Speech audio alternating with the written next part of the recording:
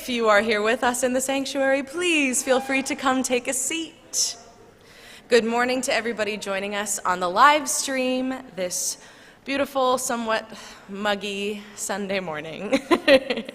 If we haven't had the pleasure of meeting yet, my name is Alex Kolaitzi. I am the Director of Music here at UU Miami.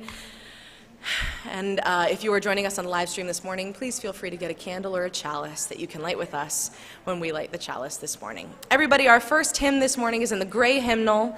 Easy to find. Do you know why? It's number 1. May nothing evil cross this door. We will do verses 1, 2, and 3. Please feel free to stand, embody your spirit, and join in the singing.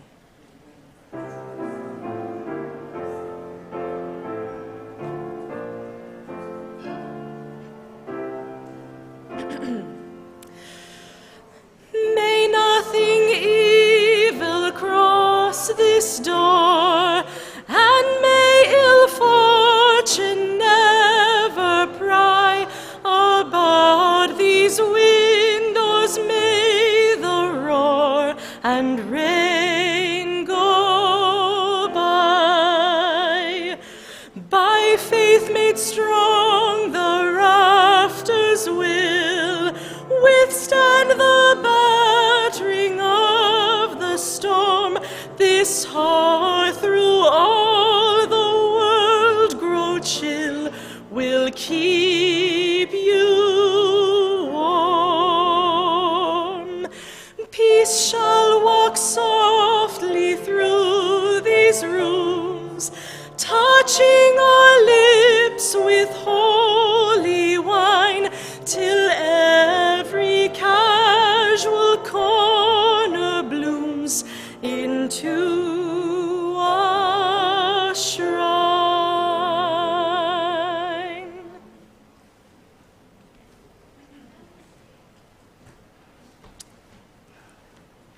Good morning. I have to wake everybody up this morning. Well, let's see. I am Reverend Tom Capo. I'm the minister here at the Unitarian Universalist congregation of Miami. And my pronouns are he, him, and his. And I am a white male with hair that's moving back toward the back of my head as opposed to forward. And I have later on this will be more important, but I have starfish on my tie. You'll notice it's something in the sermon, so keep an eye out. And I have a lovely stole. This is one I got last year that has all the rainbow colors on it, it's white and then rainbow. So up on the chancel with me is Joseph Toledo, who's our pianist, and Alex Colici, you already met, so music director. UU Miami wants to acknowledge that we gather on the traditional lands of the Tequesta, Seminole, and Miccosukee people, and that we honor with gratitude the land itself and the people who stewarded it through generations. May we continue to learn how to be better stewards of the land that we now inhabit. Let's see, UU Miami is a community of brave, curious, and compassionate thinkers and doers, and we invite you to learn more about us. If you'd like to, you can chat with me, you can chat with people with like yellow or orange lanyards, or you can send me an email at minister@uumiami.org. You can follow us also on all those different social media.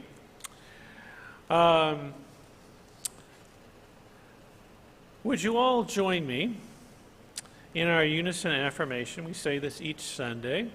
It affirms our covenant, our agreement with each other about how we will treat one another, how we will be with one another. So please join me. It's first in English, and then Joseph will help us in Spanish. Alrighty. Love is the spirit of this faith, and service is its prayer.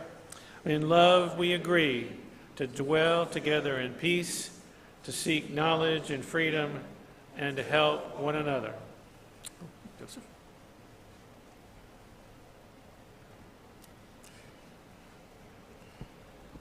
El amor es el espíritu de nuestra fe y el servicio es su oración. En amor acordamos vivir unidos en paz, buscar el conocimiento en libertad y ayudarnos el uno al otro.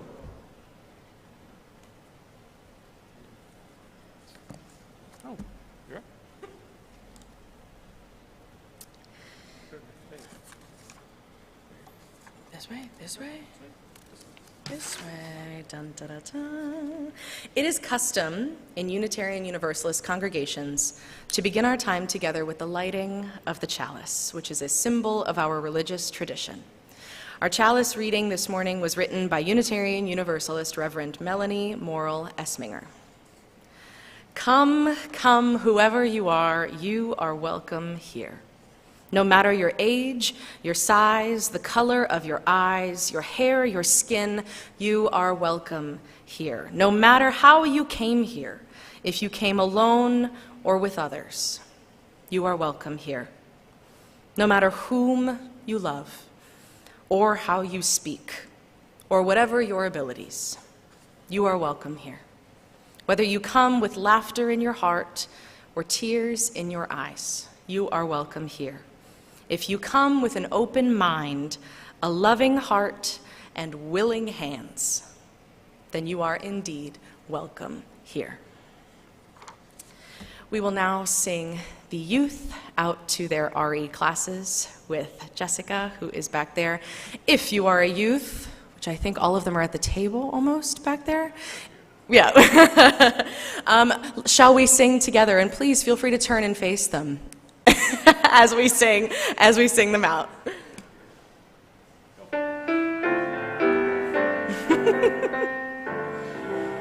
May your mind be open to new learning. May your lips bring truth into the world. May your heart know love and your hands do the work of justice as you go your way in peace. As you go your way in peace.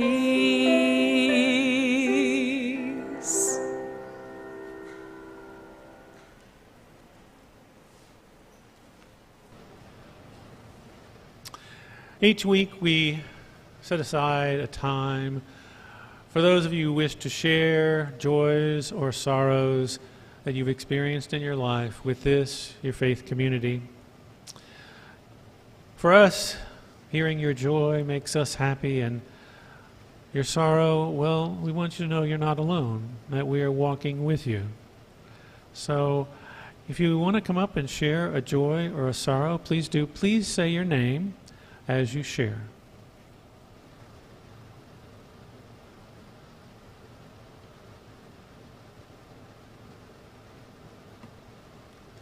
Good morning, I'm Bob Jacober, and I woke up today so I have joy to share.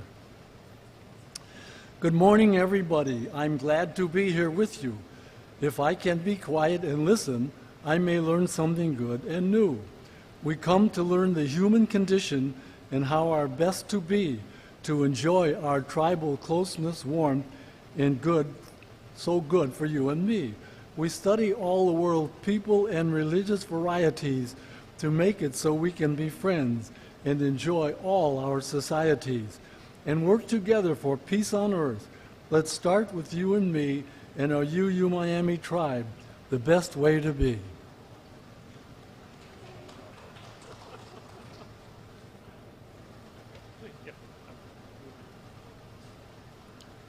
Hi, I'm David Weiss, and I have to share a sorrow about my Uncle Ted.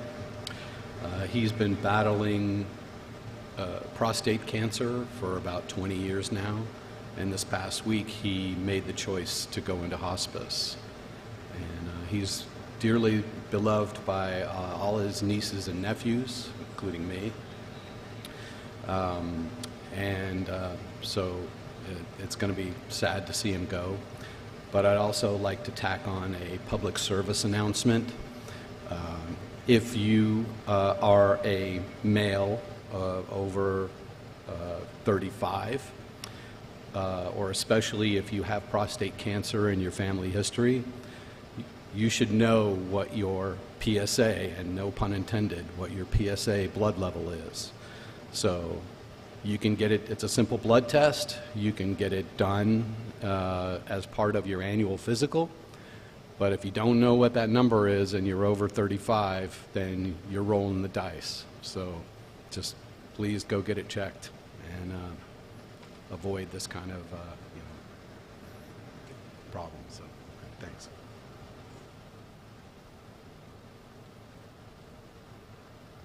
Hi, I'm Andy Arthur. I have a joy, which is that it is Bisexual Awareness Week. We're talking about the LGBTQIA community today a little bit, and focus on the B, there you go. And actually, most queer people are actually bi, and a lot of them are going to be with opposite gender partners, so don't make assumptions about someone's sexuality just by the partner they're with. So thank you. I am Andy Arthur, and that is my gay agenda for this week.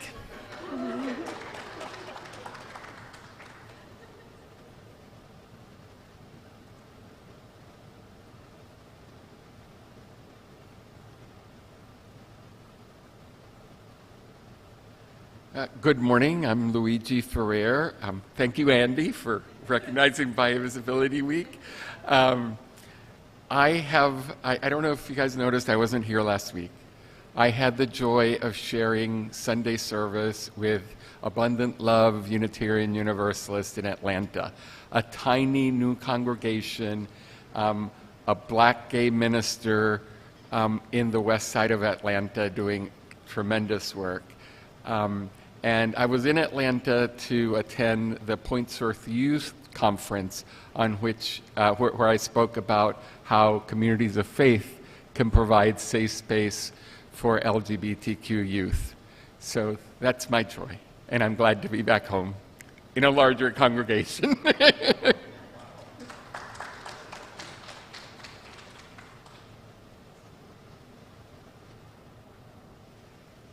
We are blessed by all the joys and sorrows expressed and those not expressed, but still very much with us.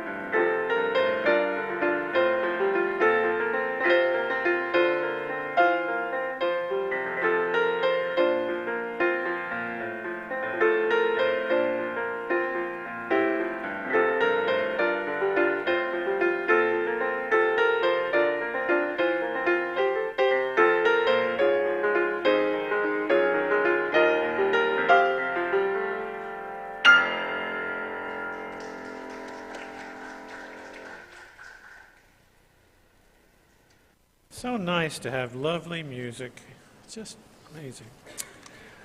Well, I have a reading for us this morning, and it's, let's say, not necessarily a traditional reading. It's from the Unitarian Universalist Association website on what is a welcoming congregation. A welcoming congregation is a congregation that makes a commitment to opening its doors to people of all sexual orientations and gender identities. The Unitarian Universalist Association, we call it the UUA, provides a curriculum for Unitarian Universalist congregations that wish to make this commitment to understand some of the needs, issues, and feelings of the LGBTQ+ community. Many welcoming congregations, including this one, admit to not having updated or renewed their LGBTQ+ programs and outreach since they achieved it, sometimes as far back as the 1990s. In response, the Unitarian Universalist Association unveiled the Welcoming Congregations Renewal Program in 2015. The UUA urges member congregations to honor their original pledge. It's essential that new people in the congregation, as well as people who were originally involved in the program, understand your congregation's commitment to this work and learn about the current needs and concerns of the LGBTQ+ people. In 2018, the UUA wanted to be bolder with its welcoming congregation. Transgender Unitarian Universalists are still struggling to find community in UU congregations. Bisexual UUs suffer from invisibility, while asexual, intersex, and polyamorous communities are wrestling with a progressive faith that does not privilege their truth. These and the many more social ills that plague our LGBTQ+ and TGQNB. How many know people what that is? I didn't know what that was. Oh, you do.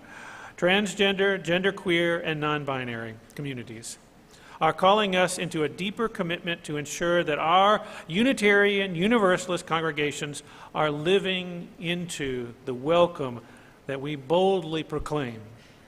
As such, the Unitarian Universalist Association unveiled the 5 practices of renewal. Here they are. Become a welcoming congregation is number 1. Number 2, have LGBTQ+ worship services, marriage ceremonies, naming rituals, and remembrance ceremonies. Number 3, acknowledge days of observance, as we heard this morning: International Day Against Homophobia, Transphobia, and Biphobia, International Transgender Day of Visibility, LGBTQ Pride.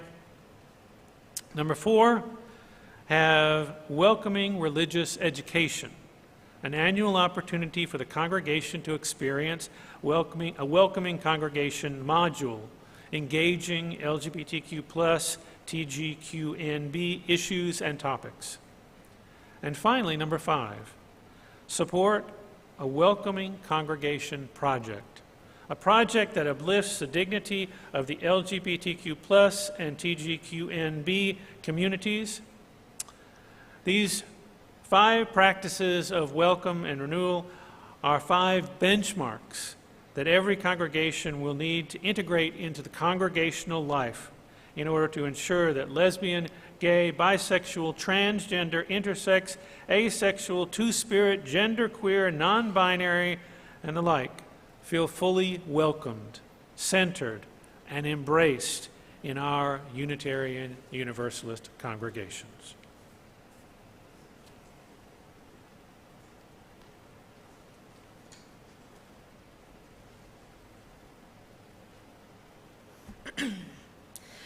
For those of you who are watching our service online this morning, and any of you who are here as well, I invite you to take out your smartphone, open up the camera app, and point it at the QR code that you see on your screen. It will open up to the UU Miami donation page, or you can go to uumiami.org and click the donate button.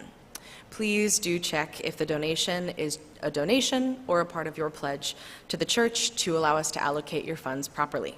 And those of you who are present, as I said, you're welcome to do that as well. There will also be a basket passed around for your offering today.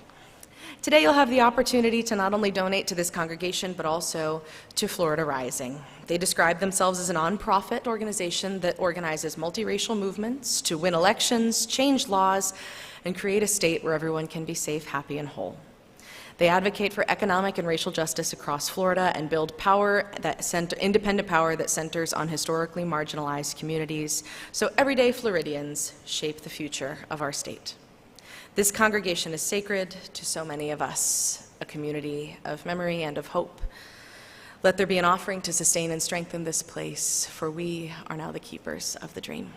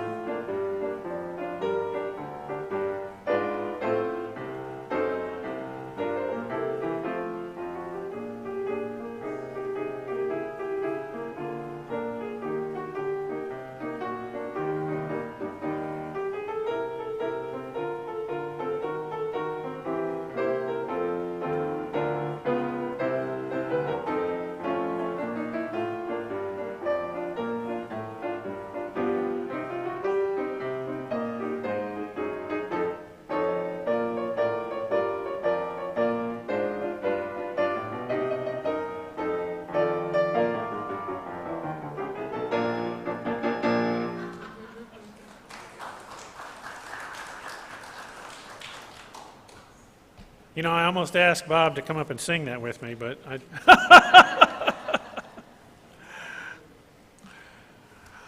Well, we now move into a time for prayer or meditation, and the meditation I've chosen for today is a meditation on welcoming complexity by Reverend Leslie Takahashi.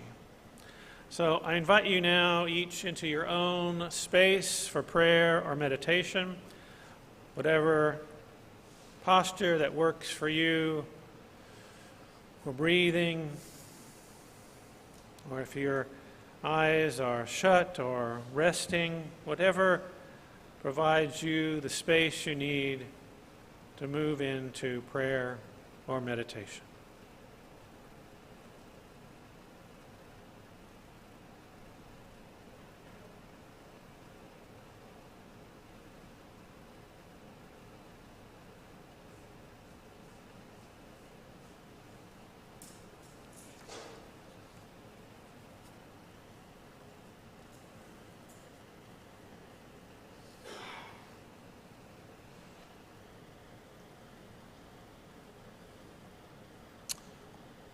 We live in a world that teaches us to read in black and white. Truth is this, the rest is false. You are whole or you are broken. Who you love is acceptable or not. Life tells its truth in many hues. We are taught to think in either or. To believe in Jesus or Buddha. To believe in the power of human potential or power beyond a single will. I am broken, or I am powerful. Life embraces multiple truths, speaks of both and of and. We are taught to see in absolutes, good versus evil, male versus female, old versus young, gay versus straight. My friends, let us see the fractions, the spectrum, the margins. Let us open our hearts to the complexity of our worlds. Let us make our lives sanctuaries to nurture many identities. The day is coming when all will know that the rainbow world is more generous and beautiful and wonderful than the monochrome. That a river of identities can ebb and flow over the static, stubborn rocks in its course. That the margins hold the center.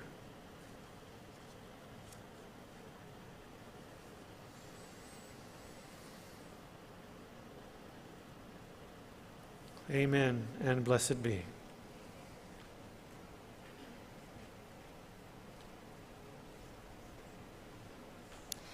Our special music this morning will be sung by the UU Miami Choir, who are welcome to begin making their way up here. CJ, would you mind moving the mic to our usual spot? Thank you.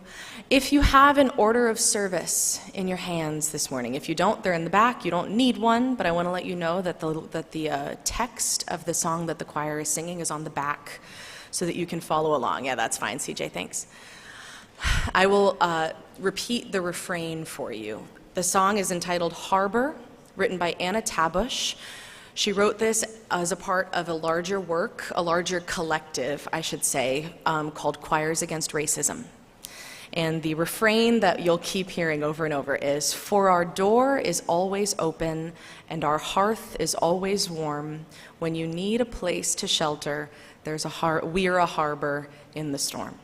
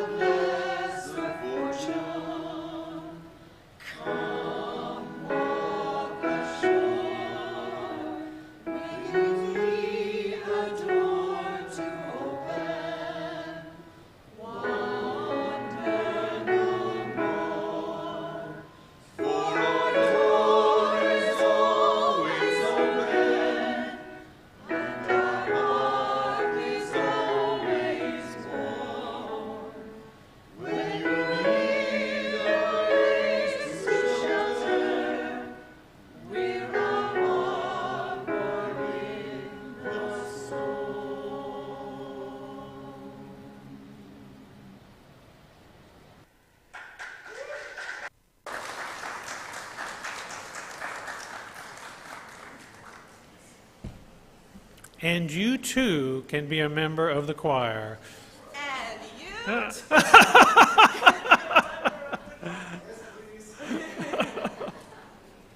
Thank you, Janice. Reverend Angel Kyoto Williams Sensei is an author, maverick spiritual teacher, master trainer, and founder of the Center for Transformative Change. Ordained as a Zen priest, she is a sensei, the second black woman recognized as a teacher in her lineage. Reverend Angel wrote, "It's the community's job to figure out how we can stretch into the so-called margins, to broaden our understanding and the ability to be inclusive. Inclusivity is not how do we make you part of what we are, but how do we become more of what you are."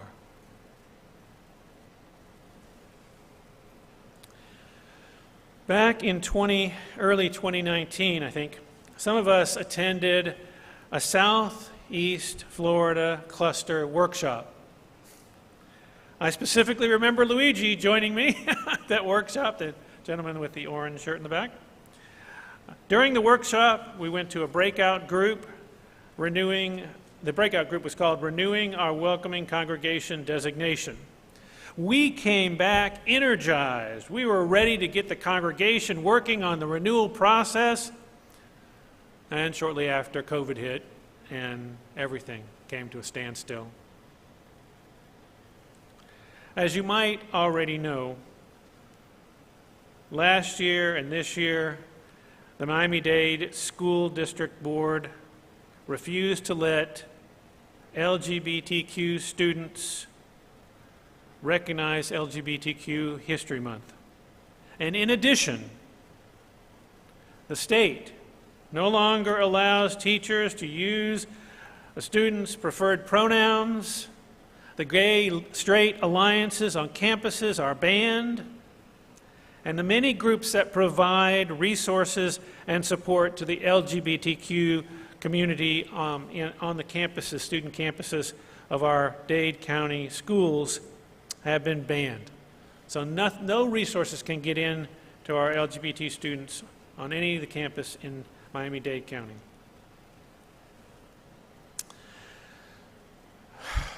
Just hurts the heart to think that. This 2023-2024 school year started, and Luigi and Jessica, our Director of Religious Education, approached me about hosting a drop-in center for LGBTQ youth here at UU Miami. Now, I was excited about the prospect, but as ever, my mind went to, okay, the practical issues, how are we going to do this, what days, all that kind of stuff. Well, not long thereafter that discussion, I was approached by Scott Galvin, the Executive Director of Safe Schools of South Florida.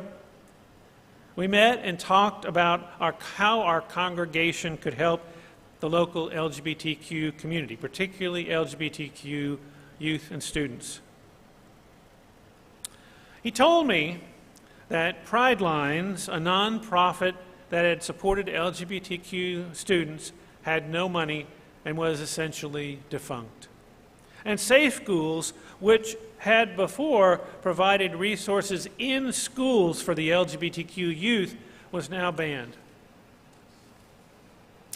We started talking about the possibility of creating drop-in centers, perhaps 5 or 6 across Miami-Dade, for LGBTQ students to just get together. Nothing complicated, just a space for them to gather. He was clear that he had little experience with organizing drop-in centers, but knew people in the local community who had the experience, Luigi being one of them and Jessica being another. And so began a process of working out the details. This included going before the leadership of UU Miami to be sure we dotted our I's and crossed our T's as we moved forward in this project. Andy, would you please come up as a member of the board and please tell the congregation what happened?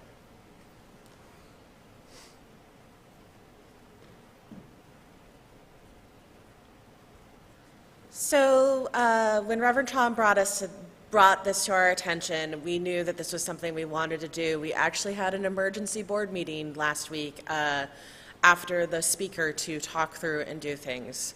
There are, of course, we have concerns about security, which is something we talked through, but we knew this is something that is desperately needed. And I'm just going to speak a little bit off the cuff about the need. Sorry, Reverend Tom. I teach at New World School of the Arts, which is a combination college and high school arts magnet school for the high school kids, and most of my kids are LGBTQ. And they're not, our policy is kind of, we're looking the other way about a lot of the state things, like we're not going to police bathrooms, but any of us could get really fired or slapped on the wrist for that if someone brought that to their attention. So it's, and now I'm putting it out on the internet, whoops. But it's just so desperately needed. These spaces are needed. These kids are in such need. So the board agreed completely that we need to step up as a community, that we can provide a space. And so the idea is we would provide a space once a month. As Reverend Tom said, there'll be other centers for other times in the month. And just a space for these kids to gather and be themselves and feel safe. It's called Safe Schools. Unfortunately, the state has made it the school's not safe, so where can we make a place that's safe? So the board has decided we'll take that on. We're giving the space for free. We're creating our own rental agreement, but it is just something that we fully believe that this congregation needs to be a part of. Thank you. All of us are part of this. Not just the board, not just me, not just Safe Schools, all of us. And I hope that all of you will find a way to be involved. Today, I'll send out a letter to those people who aren't here in the congregation to tell them about the project, and also to tell them about other ways that you can support the LGBTQ community by participating in a research project being done by the University of Miami. You can make a difference by being part of this research study regarding the impact of the Parental Rights in Education, also known as the Don't Say Gay Bill, on youth, families, teachers in Miami-Dade.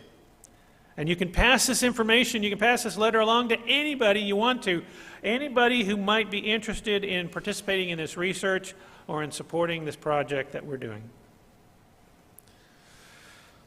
I tell you all this, first of all, because I'm proud to be part of a group of people who don't just talk the talk.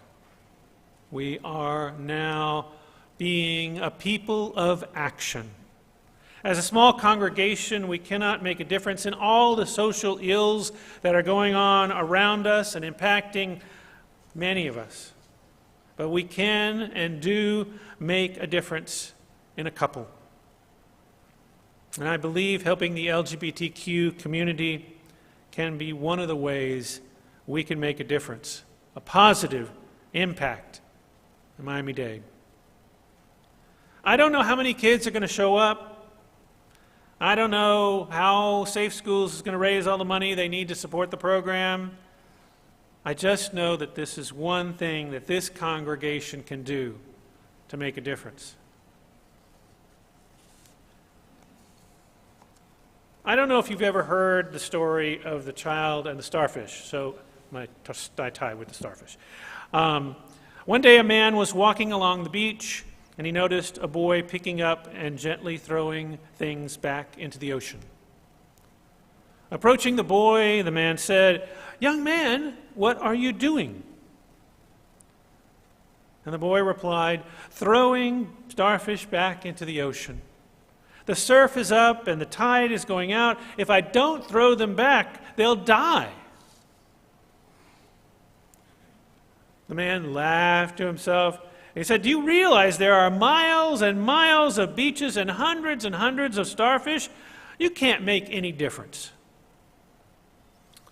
The boy listened politely, bent down, picked up a starfish, and threw it into the surf. He smiled at the man, and he said, "I made a difference to that one."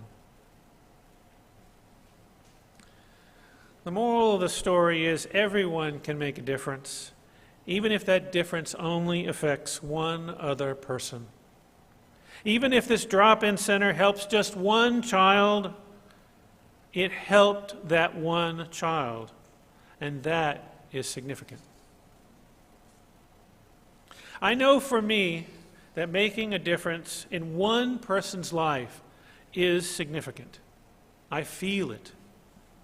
In my last Unitarian Universalist congregation, I worked on a mentoring project for youth of color in the Chicago area called the Smile Project. Yeah, that's us at the end of the Smile Project. I'm a little tiny over there. And I remember in particular working with one youth, Danny. Danny is the one in the back there underneath the sign, who said to us he really wanted to become a police officer. Our social justice team was the one involved in putting the Smile Project together, and so we arranged for Danny to work at the Lisle Police Department and to be mentored by Deputy Chief Wilkie. When Danny started, the various police officers that worked with Danny observed that he seemed bored. He didn't ask any questions about what police officers did. Instead, he frequently asked them to buy him lunch. He just really didn't seem to be engaged in the mentoring project at all. Thus, the Social Justice Committee met with Danny and his mother Sandra, and Deputy Chief Wilkie. We sat down and we gave Danny some feedback. What he'd been observed doing, he was surprised. Really, he was surprised to hear the feedback. And his mother was surprised that he was asking for the officers to buy him lunch. She had packed him a lunch every single day that he had come to the police station. Now, Danny, I have to tell you, he was the youngest person in our program. He's all 15 years old, probably a little less mature than a lot of youth in our program. And so we had to talk about what he really wanted for his future. And he really said this was really important to him. He wanted to become a police officer. So we developed a plan to help him to do that. We gave him a notebook to begin writing down all the questions that he had as he observed all the police officers working at the station. We suggested that he go to each of the police officers that he'd worked with, acknowledge his behavior with them, and apologize if needed. And we asked him to report back to our committee fairly regularly. We weren't meeting with a lot of the students, I think we met with them once in the middle and once at the end. We met with him about weekly. And something amazing happened. His behavior turned around immediately, and he became more engaged. The officers of the station thus also became more engaged with him. In our little mentoring village of people, well, we made a difference for that little starfish. And I will remember that for the rest of my life. Today, LGBTQ youth are the starfish that we have the opportunity to help and support. And this drop-in center is one way we can affirm that we are a welcoming congregation, even if it is just one starfish. We already have the designation as a welcoming congregation. Let's lean into it a little more. We do LGBTQ services, weddings, memorial services. I say we're getting a little better at observance days And we've participated in Miami Pride and plan to attend the Miami Beach Pride in 2024 as a congregation. Many of our youth have attended OWL, Our Whole Life Sexuality classes, which have informed them about LGBTQ issues. And we're hosting a panel discussion with 4 transgendered persons exploring their views on faith and religion October 8th after the service. Offering our resources, our space as a drop-in center, the first of its kind in Miami-Dade since this Don't Say Gay law went into effect, embodies our recommitment to being a welcoming congregation. If being a welcoming congregation is to be meaningful to us as a congregation, we need to affirm the worth and dignity of all LGBTQ persons within our community, any that stepped into these doors, and those beyond these walls who we may never meet, with services, observances, education, and projects. Not just those things, too. Really, in all that we do and how we treat those who are LGBTQ+.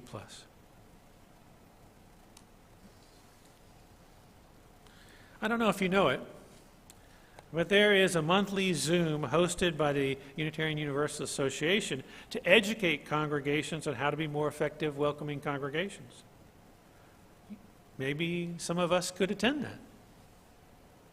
We've talked about putting pronouns on our name tags. Perhaps some of us could take that on as a project.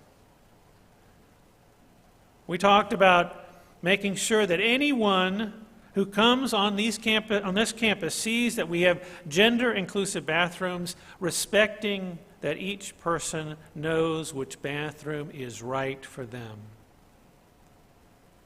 Perhaps some of you could take on that project. How else we express to the members of the LGBTQ community that they are welcomed here is up to us, each and all of us. We might not get to all these projects, but if we keep them in the front of our minds, that we can make a difference, that we can be welcoming to anyone that enters these doors, I'll bet that we can get most of those projects done. I have to tell you, I am proud of this congregation. Many years ago, it went through this fairly rigorous process of education and action to earn the designation of welcoming congregation. And I'm proud of this congregation as they've continued to do things over the years to affirm that designation. But now it's up to us to continue affirming that we are indeed a welcoming congregation in ways that are relevant to what's going on in our community today. And thinking this, that being a welcoming congregation is not a static description, but a process of engagement and education that will not end as long as this congregation exists. Inclusivity is not how we make you a part of what we are, but how do we become more of what you are? How will you and we become more of what our LGBTQ siblings are? Amen.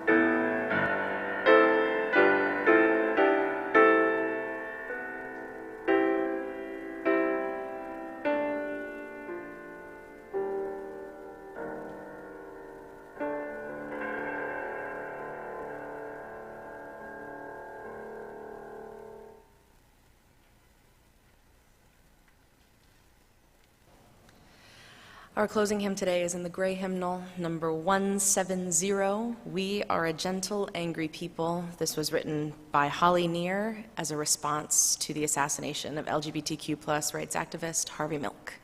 Please feel free to stand in body or spirit and join in the singing as we sing verses 1, 2, and 5.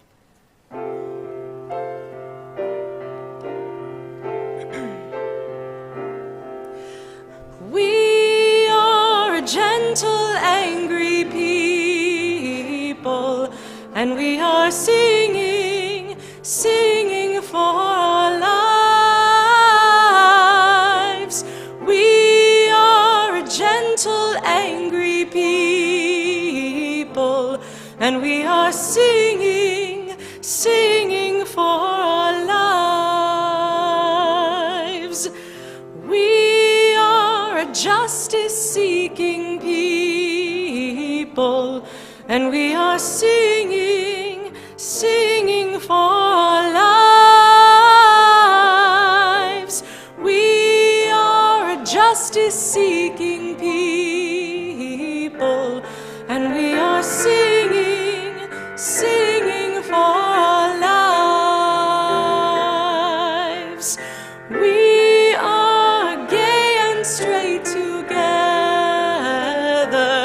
and we are singing, singing for our lives. We are gay and straight together, and we are singing, singing for our lives.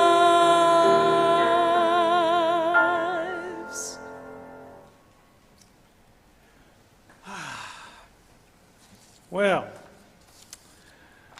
this is our time for gratitude and for announcements, so there you go. There's so many people to be grateful for that this campus exists and we can be able to do the work that we do.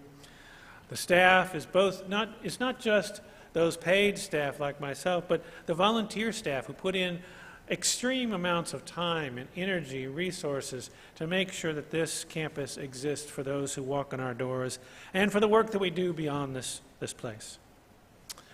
I can name all of them: Cheryl, our business manager, and Liz, who does our yoga, and Steve, who cleans our campus, and Derek, who does the sound, and Joseph, and Alex, and Jessica, who's teaching our children. But I also can mention every single one of you who put in the work here to make a difference, who sing in the choir, who are on the board, who are on our committees, all those. We all do this. We all make this place. Please watch your email for our weekly newsletter. If you don't get it, please let me know. And there is lunch after the service today, $5, a donation. But if you're here for the first time, just eat. Don't pay it. We want you to feel comfortable and join us in our lovely lunch today. And then afterwards, how many of you like to drum? You know, we're getting a bigger and bigger drum group. I don't know. We moved you all to room 3 because there's not enough room in the Emerson room for all the people that want to drum. So after you eat, go drum in room 3. This Friday is our game night and potluck for those of you who'd like to participate in various games with one another. On September 30th, we're going to have a field trip to Temple Beth Am. If you're interested in going, children, youth, adults, shoot me an email or shoot Jessica an email, and we need to get a number so that they're going to have food for us after the field trip. On October 8th, I mentioned that we're having expressions of faith and religion from a gender-diverse perspective. Please let everybody know. We want to have people join us in this discussion to open it up, and I think it will be eye-opening for all of us. Now I have a task for you. Okay, I want you to take out your phones. It's not going to be any money. You don't have to spend any money, but I want you to point at this for a second and just see what it is, okay? You're going to have to point your cameras and then push the button. Okay. Everybody ready to? Okay, get out there. Okay, good. All right, everybody, good.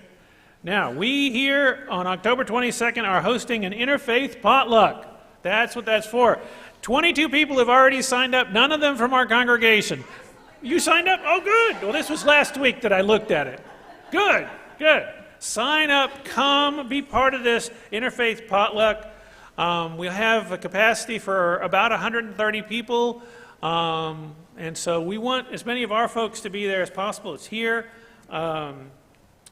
Next week, I'm going to preach about Yom Kippur, and we're also starting a new class afterward called Musar. So after class, after the service, we'll do this contemplative process exploring personal values, how to affirm them, how we define them, how we live them.